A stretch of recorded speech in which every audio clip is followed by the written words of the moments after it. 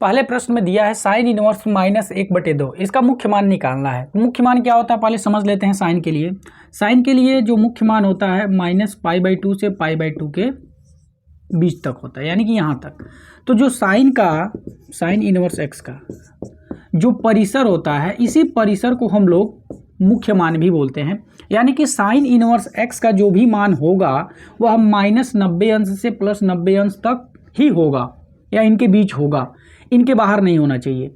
ठीक है, तो उसी को हम लोग बोलते हैं परिसर, या इसी को हम लोग बोलते हैं मुख्य मान। अब यहाँ पे छोटी सी बात हम लोग समझ लेते हैं कि ये जो साइन इनवर्स x है और एक होता है साइन x, ये क्या रिप्रेजेंट करते हैं, ये क्या बताते हैं। तो जो साइन x होता है यह मान को बताता है, यानी कि वैल्यू, ये वैल्यू बताता है। जैसे हम बोलते हैं ना साइन 30 अंश, तो साइन 30 अंश का मान क्या होता है, कितना, 1/2। अब ये 1/2 क्या है, एक वैल्यू है, एक मान है।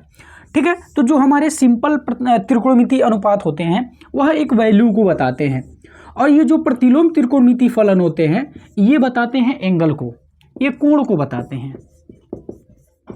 क्या बताते हैं, ये कोण को बताते हैं। तो ये देखिए प्रतिलोम त्रिकोणमितीय फलन है, इसीलिए देखिए इसका जो हमारा परिसर का होता है वह -90 अंश से 90 अंश के बीच में होता है, यही हमारा मुख्य मान भी कहलाता है। तो ये दो बात आप याद रखिएगा कि जो हमारे प्रतिलोम त्रिकोणमितीय फलन होते हैं ये कोण को बताते हैं, और जो केवल त्रिकोणमितीय फलन होते हैं ये मान को बताते हैं। तो हम लोग यहाँ पे पढ़ रहे हैं प्रतिलोम त्रिकोणमितीय फलन, तो यहाँ पे जितना भी आएगा ना वो सब देखिएगा एंगल के ही फॉर्म में आंसर आएगा, क्योंकि ये जो प्रतिलोम त्रिकोणमितीय फलन होते हुए एंगल को ही बताते हैं। तो इस चीज़ को आप याद रखिएगा। अब चलते हैं हम लोग पहले वाले क्वेश्चन की तरफ।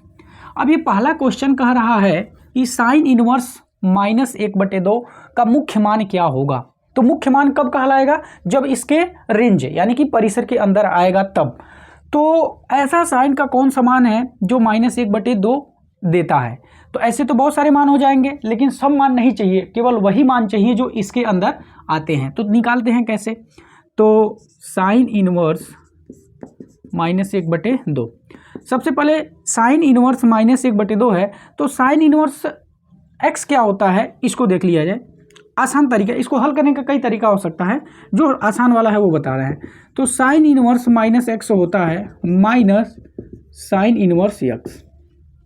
तो उसी तरह से जब हम इसको करेंगे तो ये माइनस बाहर आ जाएगा, तो माइनस साइन इनवर्स 1/2। अब साइन कितने अंश का मान 1/2 होता है, तो अभी जस्ट पहले हम लोग देखे थे 30 अंश का होता है, तो माइनस साइन इनवर्स 1/2 है ना, तो इसको आप लिख सकते हैं साइन 30। ठीक है, तो आप इस चीज़ को ऐसे भी लिख सकते हैं, या फिर अगर आप ऐसे नहीं लिखना चाहते हैं तो वही कहना कि ये करने का बहुत सारा तरीका है, आपके पास मेथड बहुत है। तो ऐसे भी हम सोच सकते हैं कि साइन इनवर्स 1/2, साइन कितने अंश का मान 1/2 होता है, तो 30 अंश का, तो डायरेक्ट यहाँ पे 30 अंश भी लिख सकते हैं। उसी चीज़ को हमने ऐसे लिखा है, एक स्टेप बढ़ा करके लिखा है, तो ऐसा आप कर सकते हैं। अब यहाँ पे माइनस साइन इनवर्स साइन खत्म, तो फिर बचेगा क्या यहाँ पे 30 अंश। ठीक, तो अब 30 अंश चाहे इस तरह से लिखिए, या इसी को आप पाई के टर्म में लिख सकते हैं, π/6। तो हम भी यहाँ पे लिख देते हैं π/6। अब ये -π/6 आ गया। अब ये जो -π/6 है, जरा बताइए क्या इस -90 और +90 के बीच में है। तो जरा हम लोग देखें तो -60 इसी के बीच में पड़ेगा। इसका मतलब क्या हुआ कि ये जो -π/6 आया है यह इसके अंदर आ रहा है, सॉरी हम 60 बोल रहे थे, ये 30 है, ठीक है ना। तो π/6 यानी कि 30 अंश है, तो ये इसके अंदर आ रहा है। तो जब इसके अंदर आ रहा है तो यही कहला जाएगा मुख्य मान, और यही हो जाएगा आंसर। अगर सपोज अगर ये इसके अंदर नहीं आता तो ये उसका मुख्य मान नहीं कहलाता, ठीक है ना। तो उसके मुख्य मान कहलाने के लिए या फिर मुख्य मान निकालने के लिए इसके परिसर के अंदर ही लाना पड़ेगा, ठीक है, तब जाके हमारा मुख्य मान कहलाएगा।